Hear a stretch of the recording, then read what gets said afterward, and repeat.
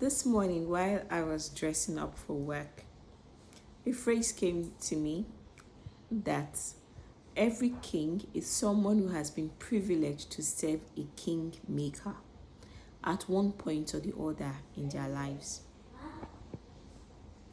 And so the more I meditated on that, the more God was expanding that word in my spirit.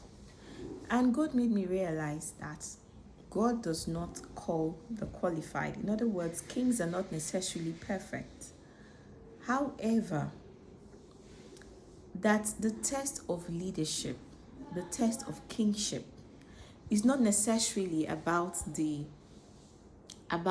king himself or the leader, but much more about the followers. We often say that everything rises and falls on leadership. But today God was helping me realize that leadership is always not perfect, because at the end of the day, be it kings, be it leaders, men in authority, they are all they have their flaws. So when the TV series said flowsome, right? So in other words, we're all individuals that we have some flaws. However, God is always using the imperfections of our leaders to test our ability to follow. Our ability to not just follow, but to follow honorably, to follow with decorum, with decency, to follow minimizing or doing away with our expectations, and just know that, okay, you know what, there's a cause this king has been called to serve, and to honorably serve the cause with respect and utmost regard for the person of the king. And so, the more that I meditated on this, the more God was helping me to realize that um, there is a level of self-sacrifice and the elimination of the human ego when it comes to serving kings and serving leaders and men in authority.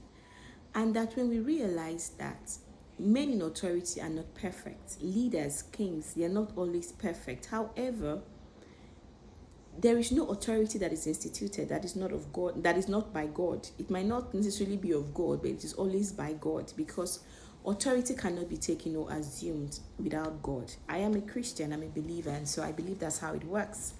And so each time you find yourself rebelling against the imperfections of a leader, I stand to be corrected, but the impression I was getting from the conversations I was having with the Holy Spirit and also with myself this morning was that I would be rebelling against God when I rebel against those that He has placed in authority over me.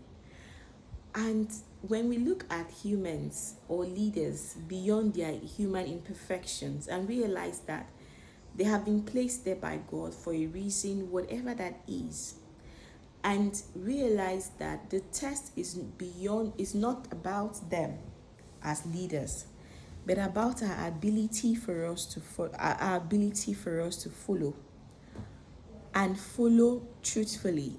And I also realize that when it comes to loyalty, you don't get to pick and choose, right? Not in the sense that you're always enabling evil, but in the fact that you get to stand by your leaders, you get to stand by those that you have been called to serve, no matter what. And so that's where I think the principle of you hype in public and in secret you try to you caution one another respectfully.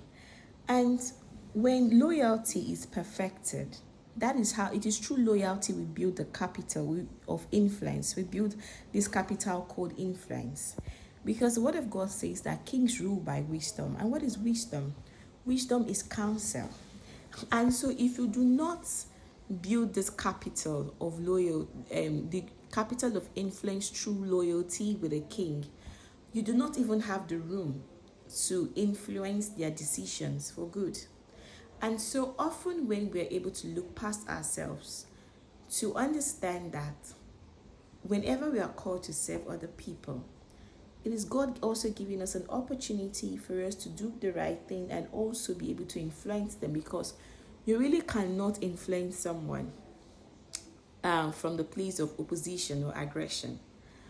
And I also realized that if you're looking to be at the top, you also need to not necessarily bend to all whims and caprices, but you also have to serve loyally.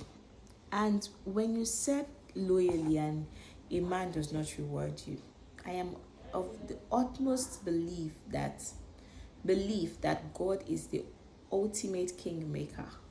And so when your rewards are due, even if a man vehemently opposes you, be it someone you have served or not, God will always orchestrate a reward for you. So I do not know, but this morning I had to take out my journal to pen down the words as they were coming, and I was surprised that I had up to 3 paragraphs of writing. So I know that my talking right now, or what I have shared, might sound disjointed or might be a bit here and there. But I hope you got the teeny weeny wisdom that I'm trying to share. Yeah, I'm a wise girl. So when you're opportune to serve a man, you can always pray and ask God to help you to see beyond their imperfections and serve them honorably, loyally, and trust God for your well done, thou good and faithful servant. So anyway, I hope you learned something, but if perhaps you did not, I don't know. I hope I make sense some other time to you. Bye.